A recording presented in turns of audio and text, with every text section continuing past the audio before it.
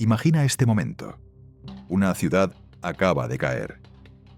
Las murallas están rotas, el aire huele a humo y ceniza, y el sonido de las sandalias romanas resuena por las calles. Entonces llegan las órdenes.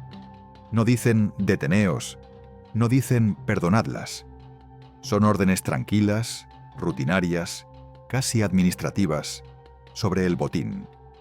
Porque en la Roma conquistadora, las mujeres no eran vistas como víctimas colaterales.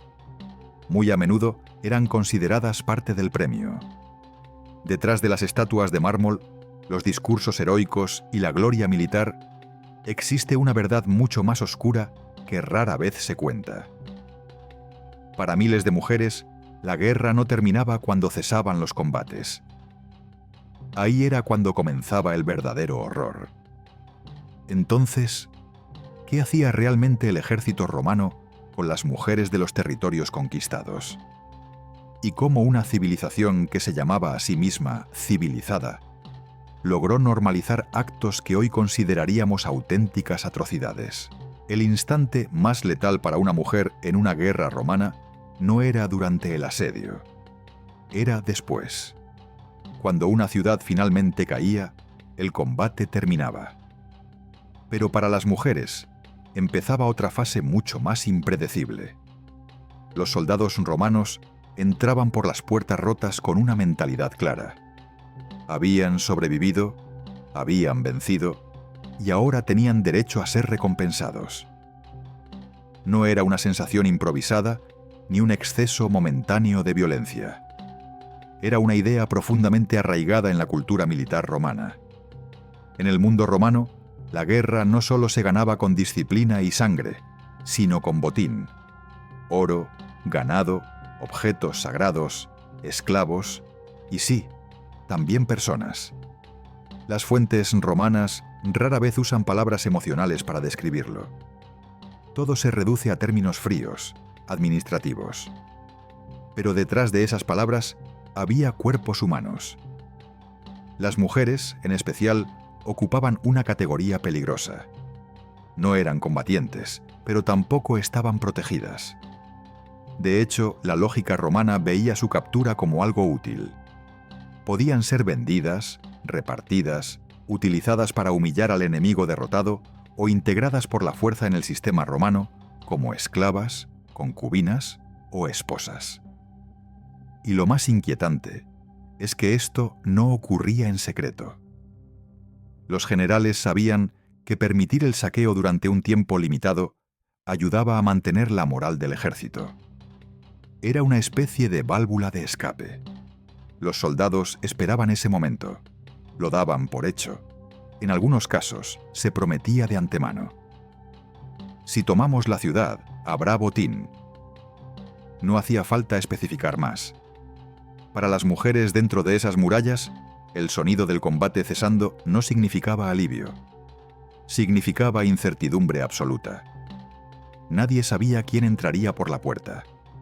Un soldado borracho, un oficial, un grupo. Nadie sabía si sería cuestión de minutos o de horas. Nadie sabía si acabarían muertas, vendidas o arrastradas lejos de su hogar para no volver jamás. Roma se enorgullecía de su ley, de su orden, de su civilización. Pero en el momento de la victoria, esa civilización tenía un límite muy claro. Y ese límite terminaba justo donde empezaban los cuerpos de las mujeres conquistadas. Y lo más perturbador es esto. Roma no lo veía como un crimen, sino como parte natural de la guerra. Lo más escalofriante de todo esto no es solo lo que pasaba, sino lo normalizado que estaba. En Roma, la guerra era un sistema. Y en un sistema, incluso la crueldad puede volverse rutina. El soldado no tenía que preguntarse si estaba bien o mal. La cultura militar ya le había dado una respuesta. Si una ciudad se resistía y caía por la fuerza, la ciudad perdía el derecho a exigir piedad. Y lo que venía después se trataba como una consecuencia lógica, casi automática. De hecho, existía una idea clave. El vencedor manda. no solo en el sentido de gobernar, sino de poseer. Y cuando hablamos de posesión en el mundo romano, no es una metáfora. La línea entre capturar y convertir en propiedad era peligrosamente corta. En la mentalidad de la época, el cautivo pasaba de ser persona a ser parte del botín. ¿Y quién decidía el destino de ese botín?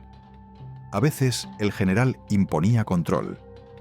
En otras ocasiones, permitía el saqueo libre durante un tiempo limitado para premiar a sus hombres. Y ahí aparecía la parte más brutal.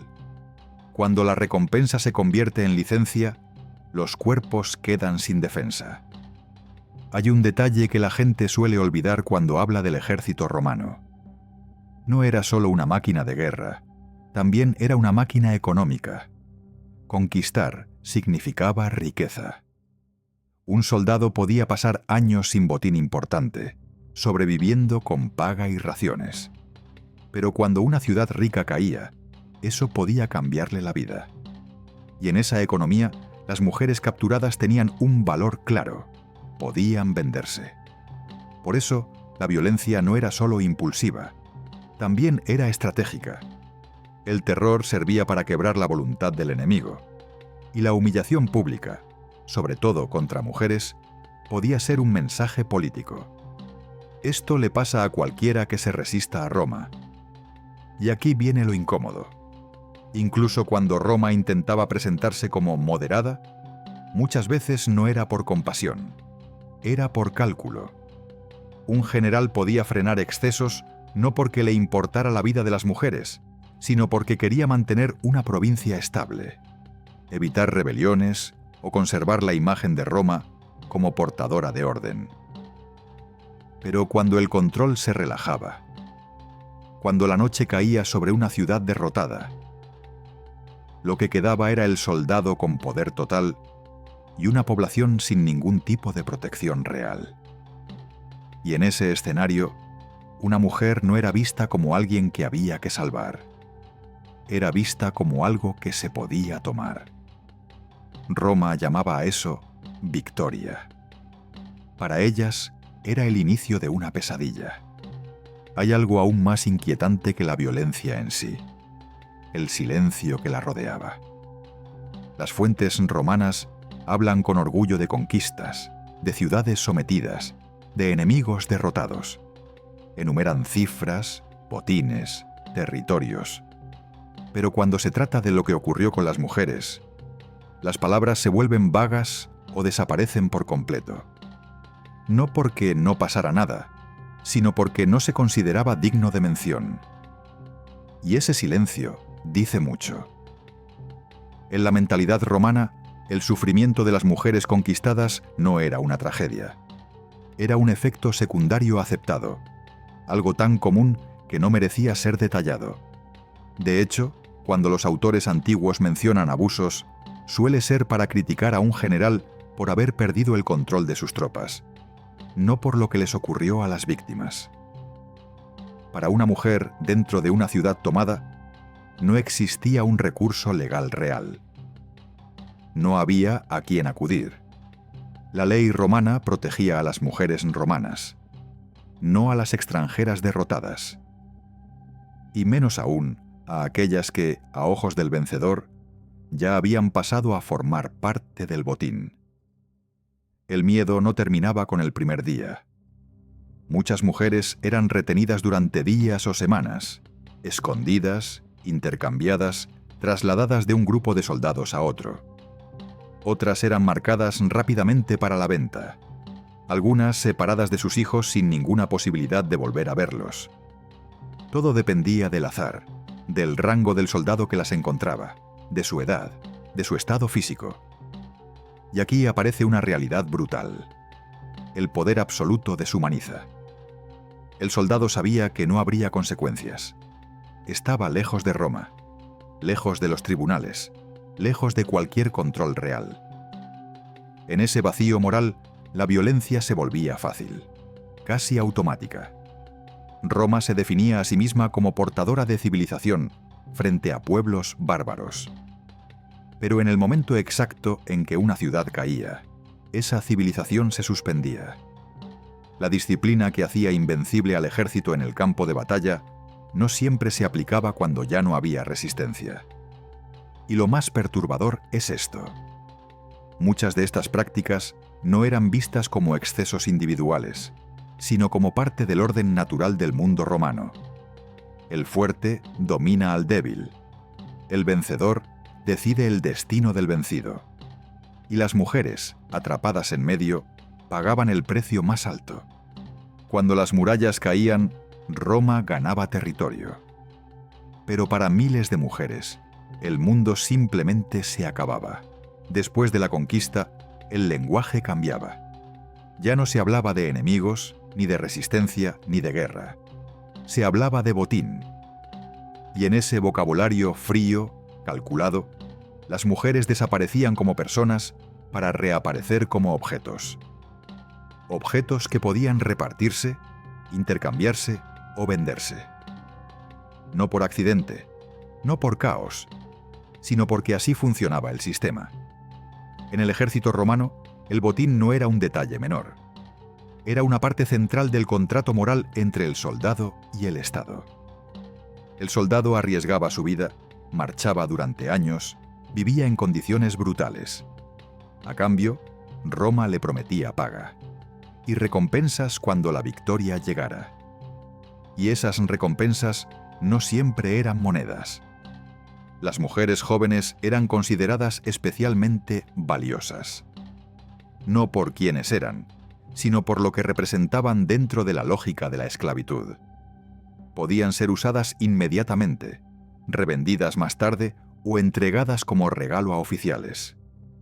Las mayores, las madres, las ancianas, solían correr peor suerte: abandono, maltrato o venta a precios irrisorios. Nada de esto era improvisado. En muchos casos, tras el saqueo inicial, los cautivos eran clasificados, separados por edad, salud, apariencia, como mercancía. Lo que no se podía usar, se vendía. Lo que no se podía vender, se descartaba. Y aquí hay un punto clave que incomoda. La violencia no siempre era caótica ni impulsiva. A veces era metódica, controlada, planificada. El ejército romano sabía exactamente cómo transformar una población derrotada en beneficio económico. Los relatos antiguos rara vez describen los detalles más explícitos, pero las pistas están ahí. Cuando se menciona que la ciudad fue entregada al saqueo, los contemporáneos sabían exactamente lo que eso implicaba. No hacía falta explicarlo. Todos lo entendían. Para las mujeres eso significaba perder el control absoluto sobre su propio cuerpo. No había negociación, no había consentimiento, no había salida. El hecho de estar viva después de la toma no era una garantía de supervivencia digna. Era solo el inicio de otra forma de cautiverio. Y lo más perturbador es que dentro del mundo romano, esto no se veía como crueldad gratuita. Se veía como una consecuencia legítima de la derrota. Una lección. Un recordatorio brutal de lo que significaba enfrentarse a Roma. Porque cuando Roma vencía, no solo ganaba tierras, ganaba personas. Y decidía su destino sin tener que dar explicaciones a nadie.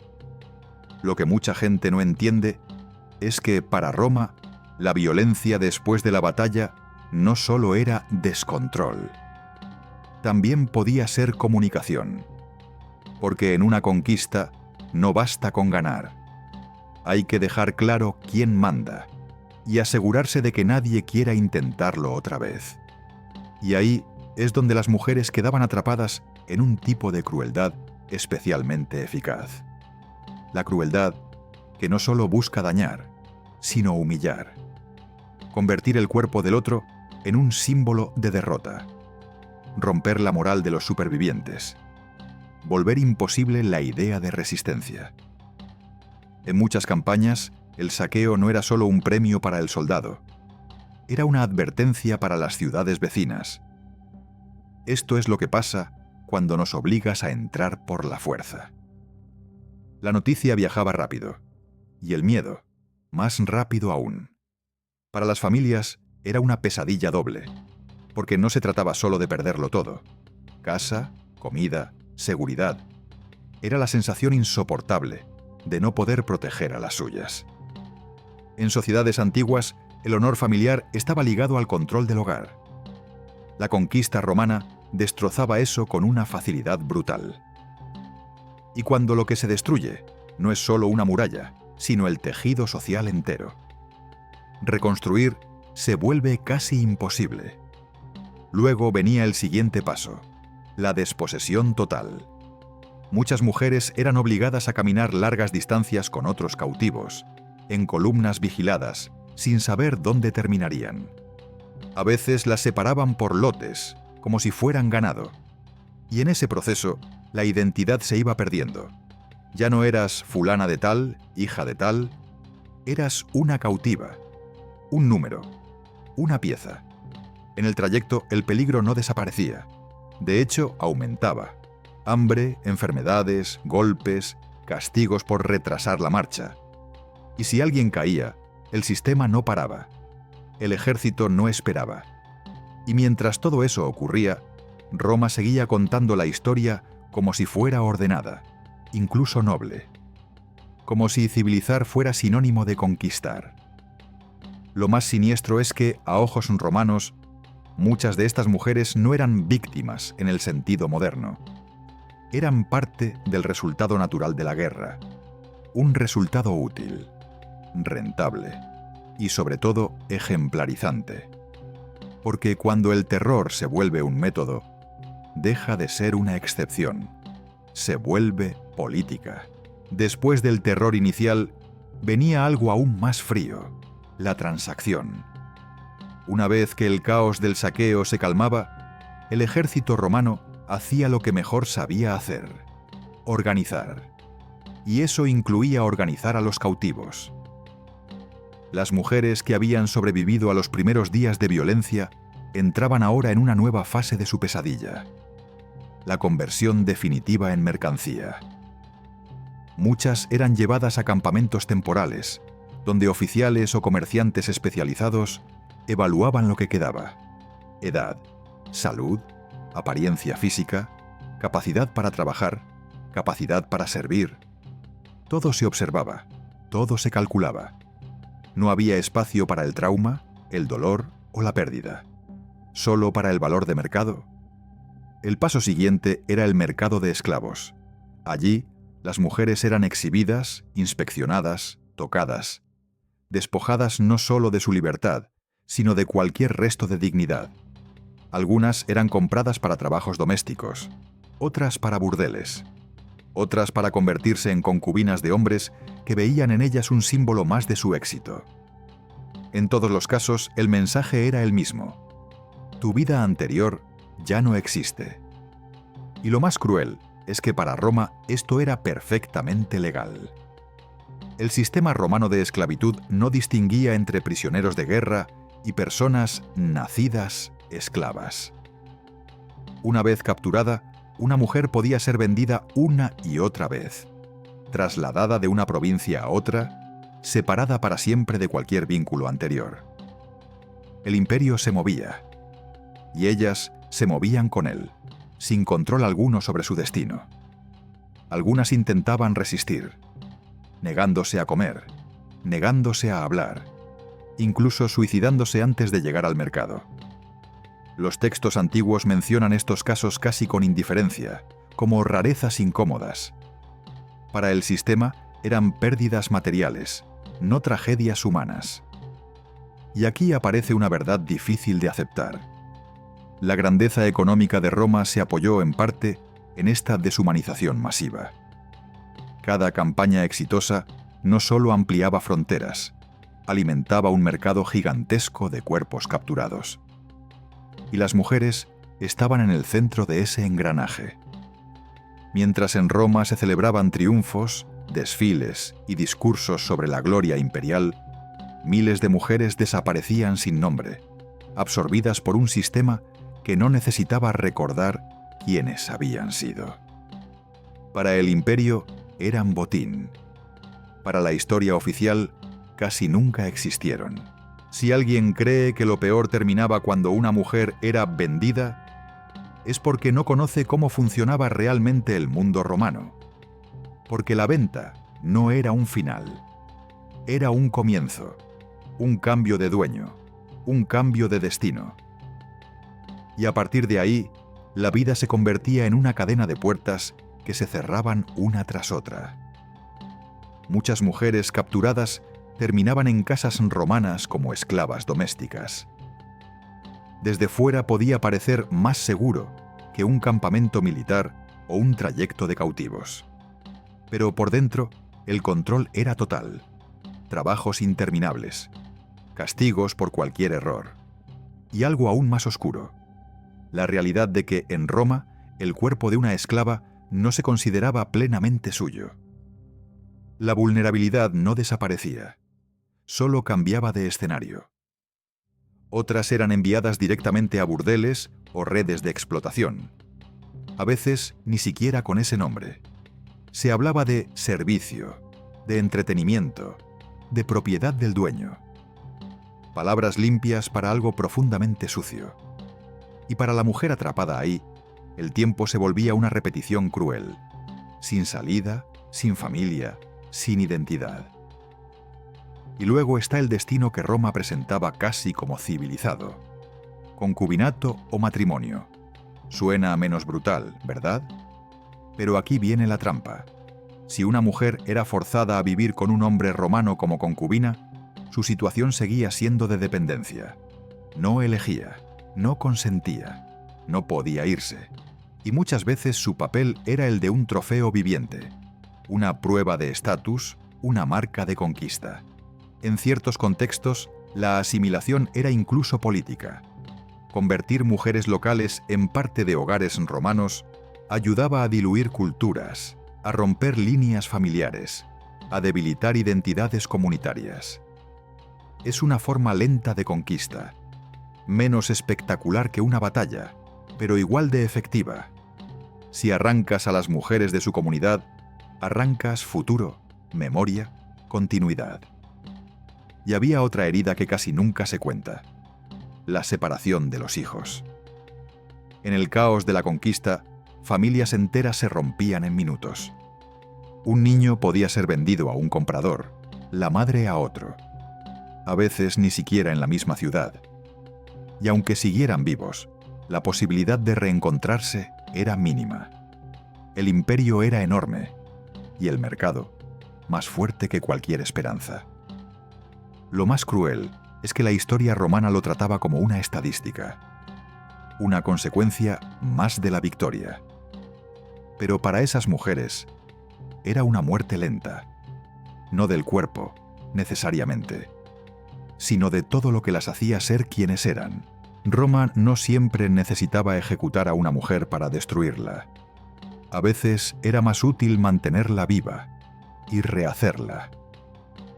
El borrado comenzaba con algo aparentemente simple: el nombre. Muchas mujeres capturadas perdían el suyo en el mismo instante en que eran vendidas. El dueño podía renombrarlas, y con ese gesto les robaba algo más profundo que una palabra. Les robaba la conexión con su familia, con su lengua, con su pasado. Era una forma de decir: ya no eres de allí, ahora eres mía. Luego venía la imposición cultural. En hogares romanos, una mujer conquistada podía ser obligada a hablar latín, a adoptar costumbres romanas, a vestirse como romana. Por fuera parecía integración. Por dentro era una forma de violencia silenciosa. Cada hábito nuevo era otra capa de distancia con su identidad original. Y si se resistía, el castigo podía ser brutal. En un mundo donde una esclava no tenía derechos reales, resistir era un lujo peligroso. Pero el control más inquietante era el control sobre el cuerpo como futuro. Porque no era solo trabajo, no era solo obediencia, era reproducción. En el sistema esclavista, los hijos podían convertirse en propiedad del dueño. Y eso significa que, para muchas mujeres capturadas, el embarazo no era una vida nueva, sino la confirmación de que el control se extendía incluso a lo que nacía de ellas. Y aunque algunas lograran ascender, por ejemplo, siendo liberadas con el tiempo o convirtiéndose en parte estable de una casa, la herida original no desaparecía. Seguían viviendo dentro de una historia que no eligieron. Ahora bien, ¿existía resistencia? Sí, pero rara, y casi siempre invisible. Algunas mujeres intentaban escapar, pero escapar en el Imperio Romano era como intentar huir de una red. Cada camino llevaba a otra ciudad romana, otro puesto militar, otra autoridad. Otras resistían de maneras más pequeñas, negándose a olvidar su lengua, guardando rituales escondidos, transmitiendo historias a otras cautivas. Pequeñas rebeliones que no aparecen en los libros, pero que existieron. Y otras elegían el acto más desesperado, quitarse la vida antes de ser repartidas. En relatos antiguos se menciona como un gesto de orgullo o tragedia, pero raramente como una acusación directa contra el sistema que las empujó a eso. Roma escribía la historia con orgullo, conquistas, victorias, civilización. Pero el precio de esa civilización muchas veces se pagó en silencio, en cuerpos que no podían hablar y en identidades que fueron borradas sin dejar rastro. Roma tenía una habilidad que dominaba casi tanto como la guerra: controlar el relato. Porque mientras miles de mujeres eran absorbidas por el mercado de esclavos, mientras familias enteras se desintegraban, en Roma se celebraba otra cosa: el triunfo, desfiles, coronas de laurel, discursos sobre el destino y la grandeza. El mensaje era simple: nosotros traemos orden al mundo. Y ahí está la paradoja monstruosa. Roma podía presentarse como portadora de ley, mientras permitía que la victoria se tradujera en abusos sistemáticos contra quienes quedaban indefensos. En esos desfiles, el botín se mostraba como prueba de grandeza: objetos, estandartes, oro y a veces incluso cautivos, no como personas, sino como símbolos, como trofeos. Y cuando un imperio convierte a seres humanos en decoración de poder, ¿qué tipo de civilización está presumiendo exactamente? Lo más cruel es que muchas de estas mujeres desaparecían sin dejar nombre, sin tumba, sin historia.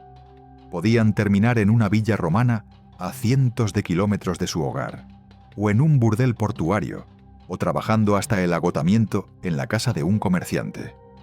Y si enfermaban, si envejecían, si dejaban de ser útiles, el sistema tenía formas de deshacerse de ellas sin hacer ruido. La conquista, en ese sentido, era una trituradora lenta. Primero destruye tu mundo, luego te arranca del lugar, luego te revende y finalmente te borra. Y aún así, Roma sobrevivió con una imagen brillante durante siglos. ¿Por qué? Porque los vencedores escriben la historia, y el vencedor casi nunca quiere describir su reflejo más feo. Ahora respira un segundo y piensa. Cuando escuchas Imperio Romano, ¿qué te viene a la mente? ¿Acueductos? ¿Legiones disciplinadas? ¿Gladiadores? ¿Senadores? ¿O mujeres capturadas, vendidas y silenciadas? Esa es la fuerza de la propaganda histórica. Te enseña a mirar el mármol, para que no mires el barro.